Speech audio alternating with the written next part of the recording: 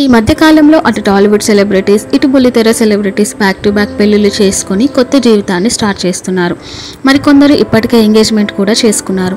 రీసెంట్గా ప్రముఖ బుల్లితెర నటి అయిన శోభా శెట్టి ఎంగేజ్మెంట్ యశ్వంత్తో బెంగళూరులో జరగగా మరొక బుల్లితెర నటి కూడా ఇప్పుడు ఆ లిస్టులో చేరిపోయింది. ఆమె మరెవరో కాదు, సింధూర. మన తెలుగులో యాక్టర్స్ చాలా తక్కువ మందే ఉంటారు. ఉన్నా కూడా హీరోయిన్ రోల్ చేసేవారు చాలా అరుదు అనే చెప్పాలి. అలాంటి వారిలో ఒకరే సింధూర. ఆ ఒక్కటి అడక్కు, కెమెరామ్యాన్ గంగతో రాంబాబు లాంటి బ్యాక్ టు బ్యాక్ సీరియల్స్తో హీరోయిన్గా తనకంటూ ఒక ప్రత్యేకమైన గుర్తింపును సంపాదించుకున్నారు సింధూర.